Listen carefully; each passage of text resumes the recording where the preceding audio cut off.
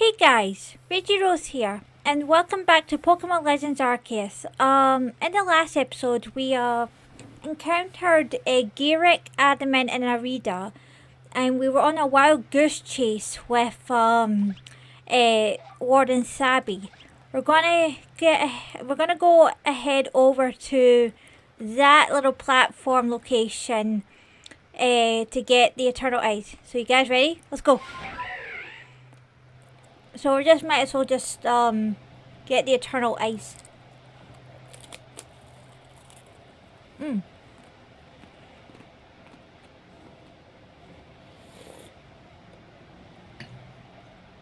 Mm. I'm just having crackers. I think we're good here. Let's go!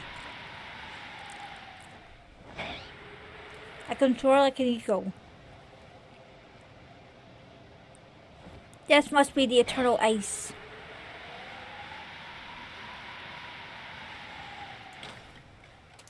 I still need to find the salt.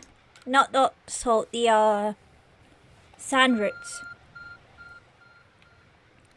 Your arc phone is beeping. Piece of Eternal Ice. Right. They look like they kinda look like Bergmite.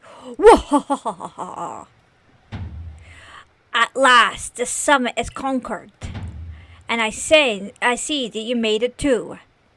Flew down to this place and obtained the Eternal Ice, did you? What drives that burning zeal of yours? Alright, before anything else, I did promise someone that they want to join me for VC, so I'll be right back.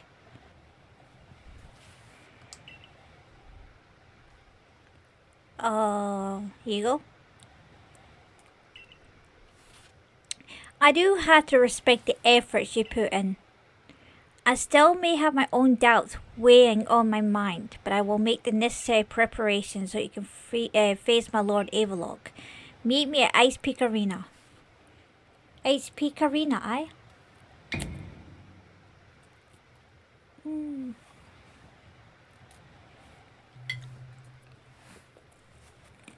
Now don't try and repeat the wondrous feat you're about to see me perform. A tall leap like this can only be managed by highly toned bodies like mine. Till next we meet.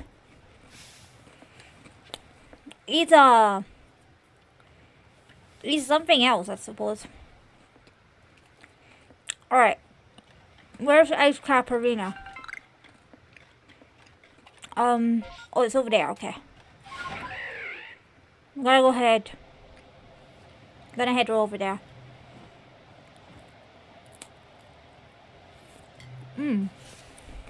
Alright. I'm gonna head over.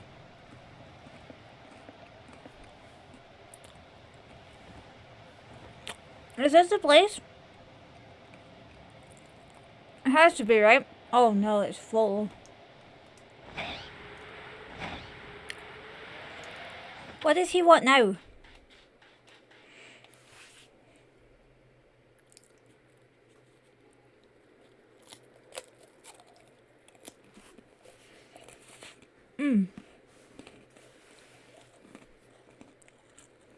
Why, it isn't Reichi. What a pleasure finding a familiar face or any face in this far corner of the Alabaster Islands. I came to bring Gyrick an order of sword cats, and he was more than willing to have a chat about Avalok.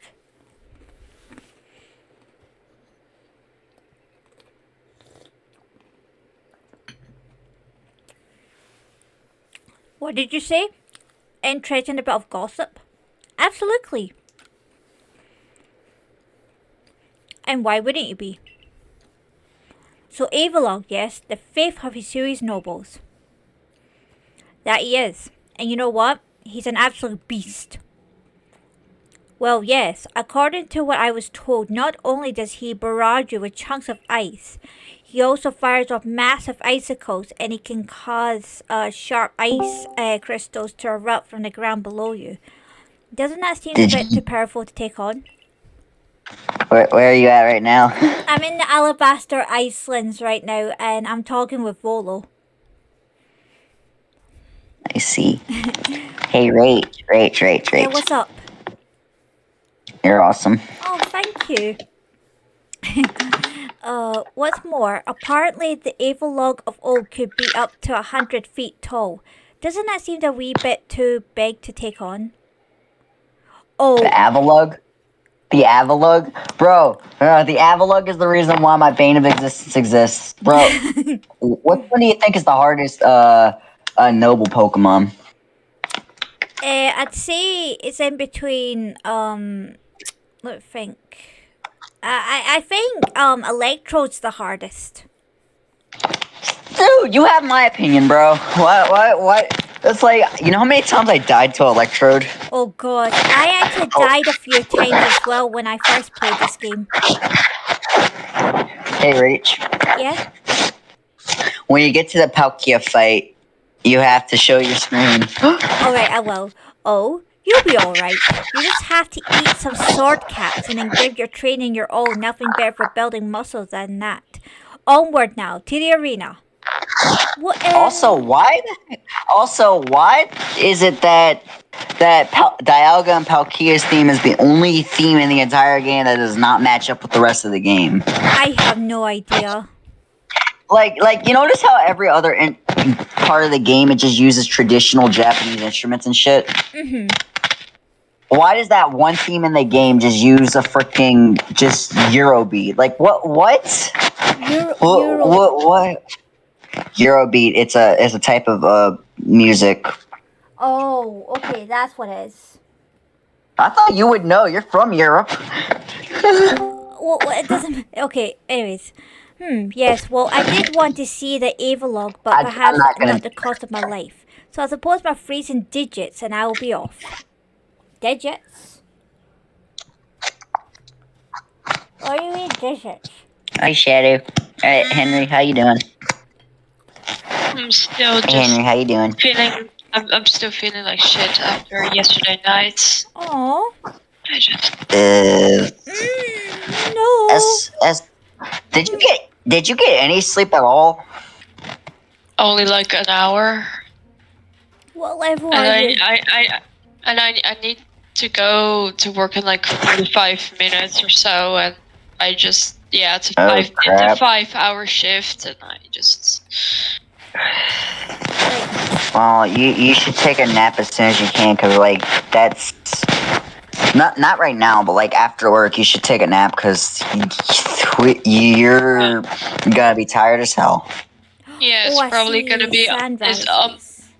it's probably gonna be like 11, like in the evening when I get back. And I see. yoink! 11 in the evening. That is really late. I know. And then I Come on. also need to work again tomorrow.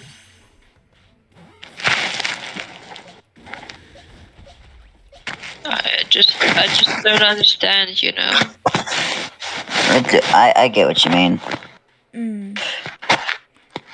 Hey! You got any tips for So I'm trying to convince Raichi to share her screen when she gets to the Palkia fight because, let's face it, I want to see how many times she dies in the Palkia fight before she actually catches it. Oh gosh. What is Avalog's typing? Is it ice rock? I think. I know in the original game he's not, but in this game, yeah, I think so. Alright. Hey Garrett.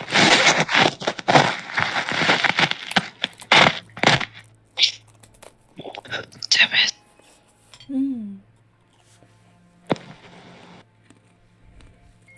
So we are to quote Avalog, as you wished. In the end, the strength of your feelings worn out. Or maybe your real strength comes from the way that we'll walk among both people and Pokemon. Well, I suppose I better get to work making some bombs using that internal ice. I heard how they are made, and with muscles like mine, it'll be only a moment's work.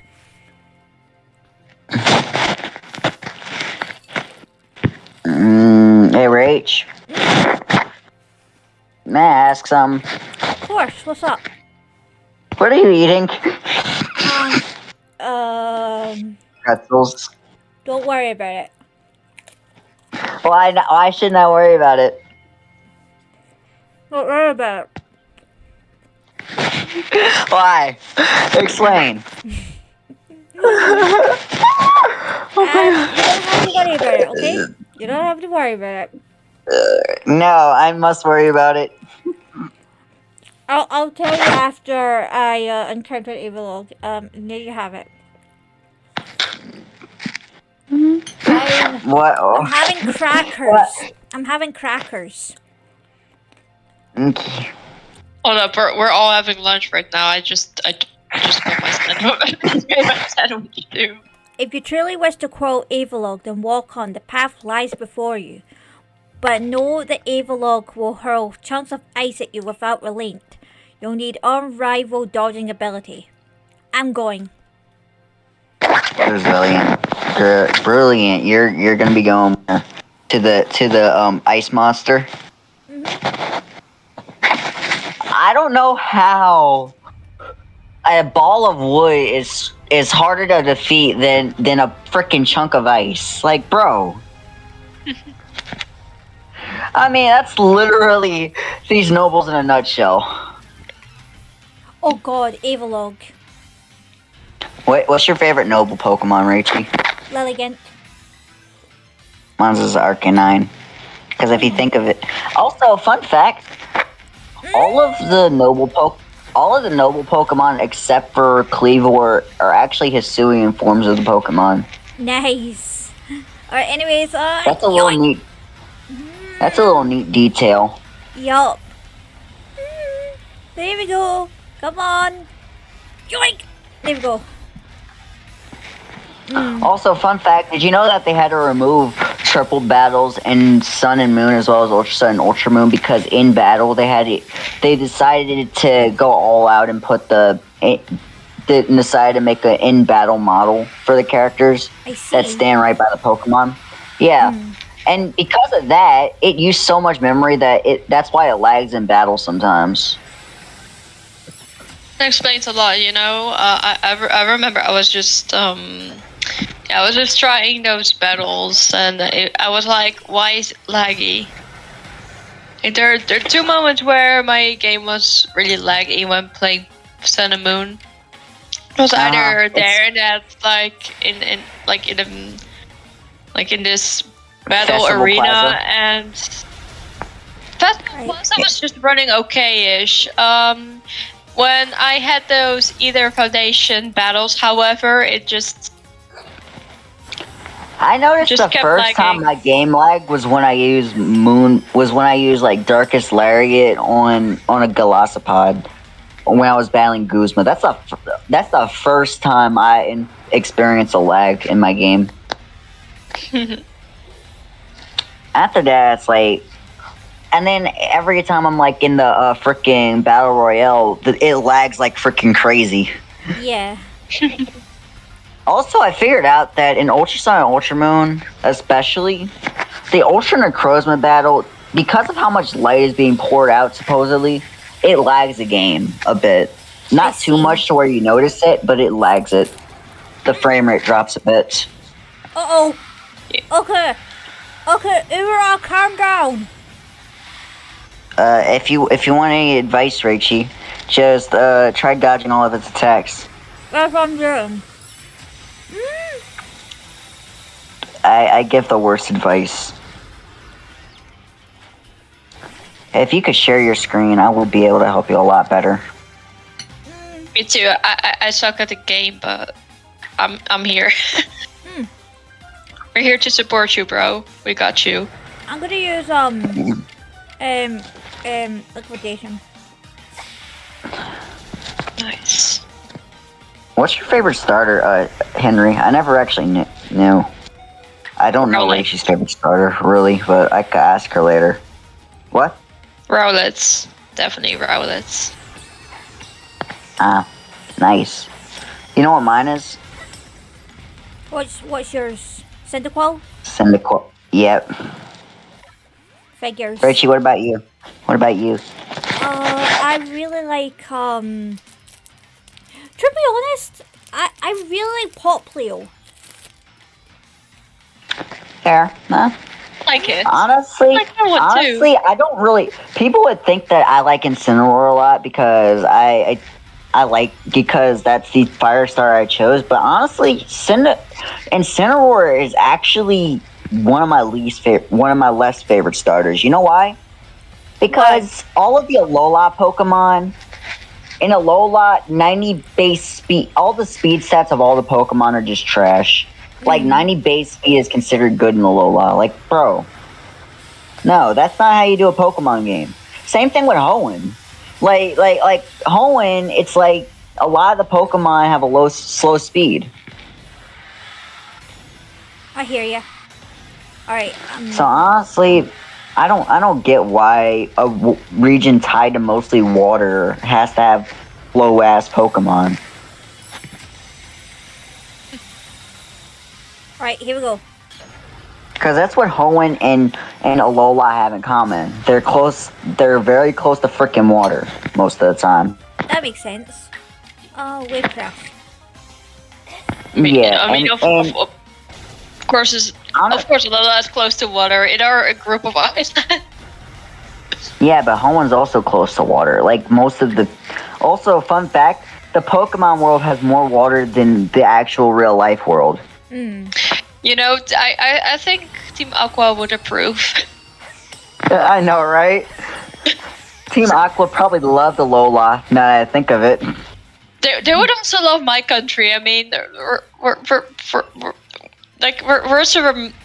surrounded by like two sides by water. There are many dikes. I think Team Aqua would just show up to the beach and be like, yeah, we're gonna take this down. I know, right? We need more water. More water. More water. Yep.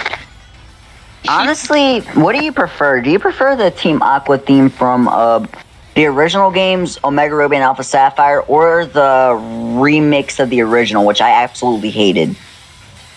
I don't know. I just hated the Team Aqua version in Ultra Sun and Ultra Moon. That one sucked ass.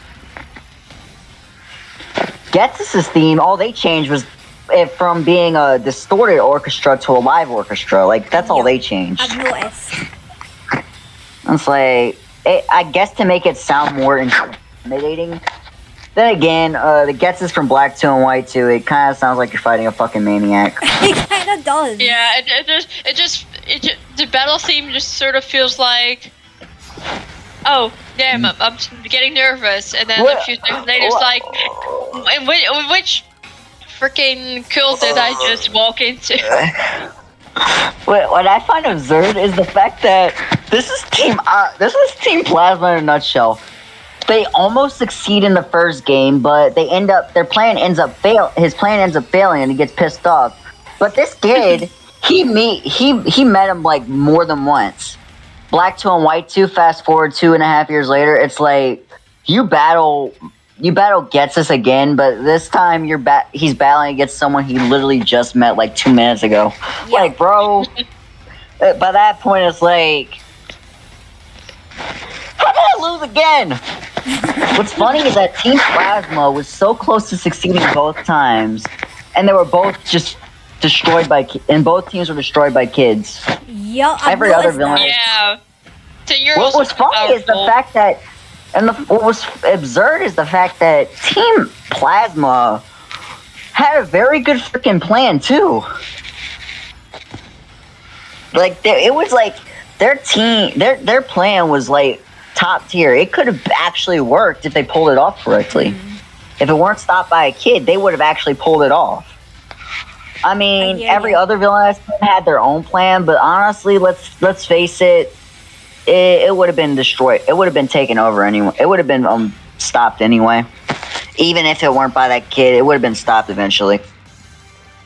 Someone would have stopped it. Team Plasma, it's like, if it weren't for that kid, they would have actually succeeded. As for Team Skull, true. I don't know what they're. As for Team Skull, in an alternate universe, all they'll succeed in is probably because honestly, in the epilogue of Pokemon Ultra Sun and Ultra Moon, the Giovanni of every one of the people in Team Rainbow Rocket, Giovanni is the only one from the universe that the game takes place in.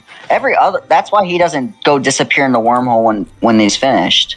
Every other one, what they are is villainous teams at a timeline where they did win, where they did succeed. So that technically means Getz is kind of fucked over Pokemon in some universe. I just go play. Yeah. However, as far as I'm concerned, if you ask me, it's not as bad as how Giovanni literally ruled over two villainous teams and still ended up losing both times. Like, bro. And plus, why does Giovanni have Mewtwo? Like, did he create another Mewtwo or some shit? Like, is that legal? I have no idea. Derek, sir. You know, everything You is made it legal look as long quite as you so don't get downcast. caught. But see, Almighty Abel appalled and by such a slight child.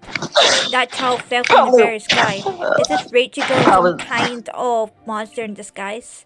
She is no monster. She's the one who risked her life without a second thought in order to quell our frenzied, suffering nobles. Rachel. Well, that kind of. Well, Henry, that kind of does explain why Team Skull, like, rules over a whole entire town and probably only succeeds with drug dealing half the time. Like, in an alternate universe, that's probably all they're gonna succeed in. Let's be real. Okay, Rach, I'm sorry. I'm sorry about that. It's alright.